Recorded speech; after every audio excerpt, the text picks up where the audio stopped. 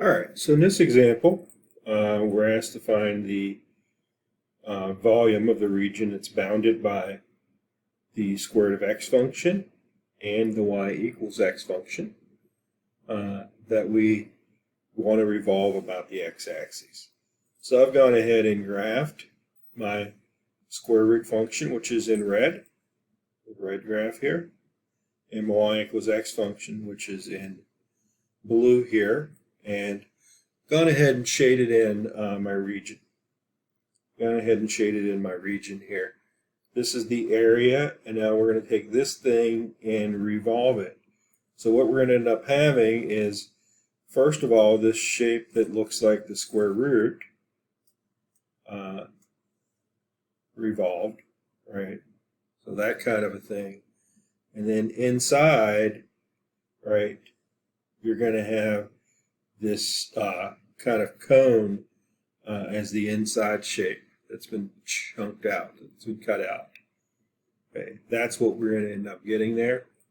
So once again, with washers, we need to recognize, just like with the area, our top and bottom function. So revolving about the x, I would draw in a sample rectangle. Here, if I can draw it, which would look like that. So there's this little sample rectangle that we're taking out. And I can see that the square root is the top function and that the y equals x is the bottom function. And so we're revolving about the x, so we want these expressed as functions of x. And so we go in and we compute our volume. We can see that this is going to range on the x from 0 to 1. So we will be doing the integral from 0 to 1.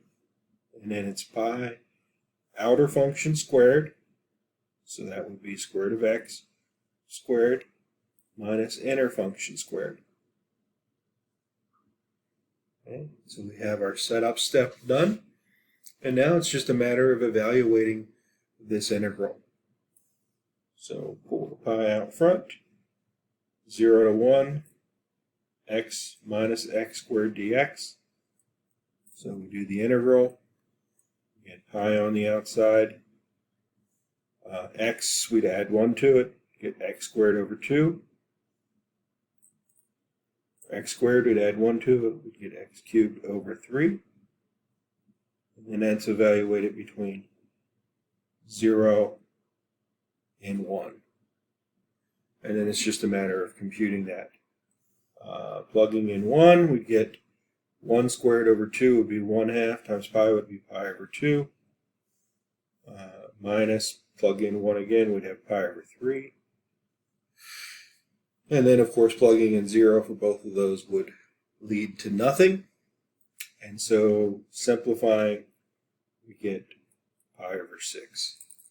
So this has a volume of pi over 6 cubic units. Pi over 6 cubic units.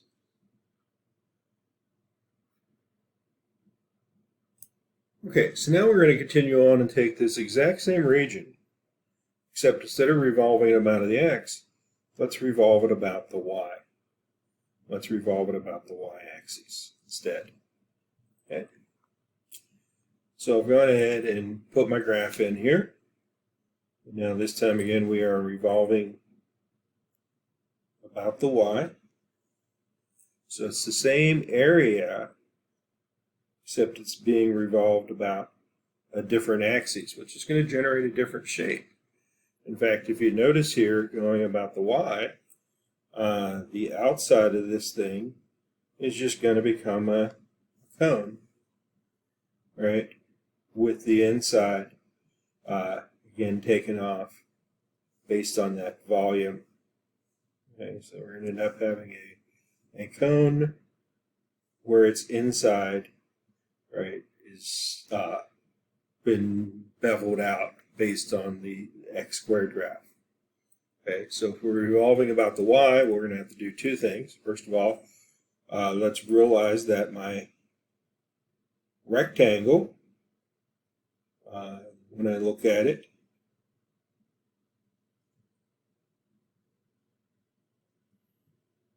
right, look at my rectangle here. Right, it's going to be going this way horizontally now because we're going about the y, so we need to make our rectangle go to the left. And notice then that the blue function, the y equals x, is your outer function, your right function, and the square root function is your inside function. It's the inside piece as we go from left to right. So what we'll need to do is take our two equations and convert them over to y. Because when we're revolving about the y here, disk or washers, they have to be functions of y. So first one's easy. That's just x equals y. If y was equal to the square root of x, then x would be y squared. Okay, so those are the first things we have to do is convert over to x and y. So x is just equal to y, and the other one, x is equal to y squared. And we look at our limits of integration along the y-axis. They would be going from y equals 0 up to y equals 1. So actually the same limits as we had on the previous one. So integral 0 to 1 of pi, outer function, which is the straight line. So that would be y squared, minus the inner function, which is x equals y squared, squared. And we're integrating with respect to y. Okay. And so we just continue this process, pull out the pi, integral 0 to 1 of y squared minus y to the 4th dy. So we integrate. That would leave us with y cubed over 3 minus y to the 5th over 5.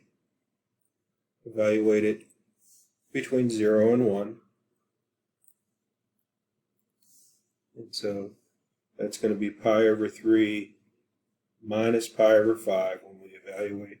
Of course, plugging in zeros, again, it goes to zero everything out. So we simplify pi over 3 minus pi over 5, and that's going to become 2 pi over 15. Right? 1/3 minus 1/5 is 2/15. And so that's the volume that way. And of course, it's not surprising that it's different, right? It's not surprising that we're going to have a different volume because the gaps between the two graphs and the x or y axes are different, right? So of course we're going to have a different type of volume. Okay, so these are just two examples here with washers. We're going to continue and do some more examples working with washers as we continue on working through some more problems. So catch you in the next video.